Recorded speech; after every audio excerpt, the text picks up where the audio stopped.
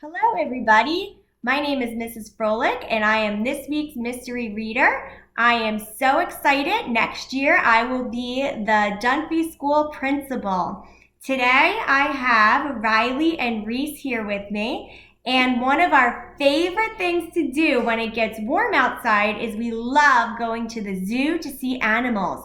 So we chose the book Curious George Visits the Zoo. You girls ready? Yes. You ready? Okay.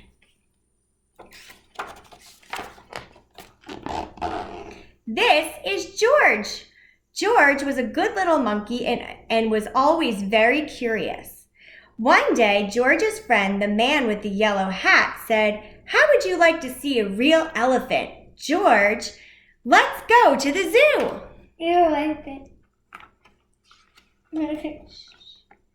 There was a lot to see at the zoo. There were the giraffes with the necks so long they seemed to reach the sky. Can you point to the giraffe? Nice. Okay. And the kangaroos carrying their babies in their special pockets. Thanks, Rylee. And finally, there were the elephants with their floppy ears and their long trunks, munching on hay. It was lunchtime and George was starting to feel hungry. He saw people enjoying their lunches on the park benches and others picnicking on the grass. Yes.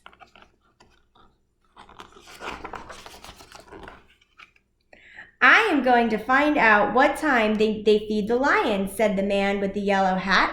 "Please wait here and try not to get into any trouble, George." While George was waiting, he saw a zookeeper with a pail of bananas for the monkeys.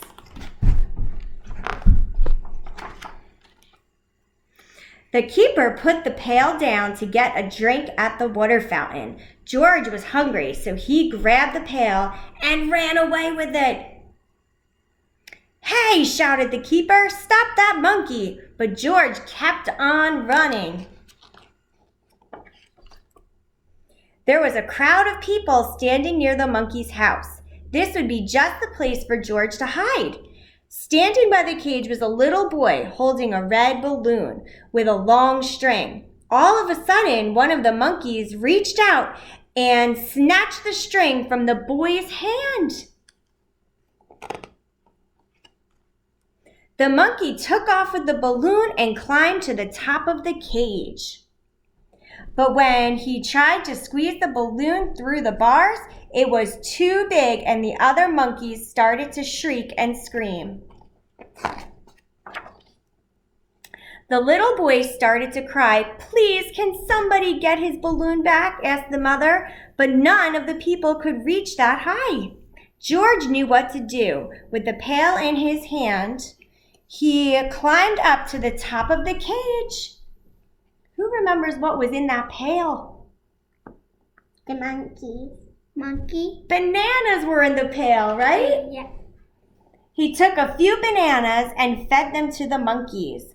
While the monkeys were eating, George snatched the balloon and swung down from the cage. He handed the balloon back to the boy. Just then, the man with the yellow hat came running. "George!" the man cried. "I have been looking all over for you. Please don't be angry with him," said the mother. "He saved my son's balloon." George had saved the day, but he was still very hungry. "Now it's time to feed ourselves, George," said the man, and that's what they did. We hope that you really enjoyed this book about the zoo. We'll see you soon. Bye. Bye. Bye.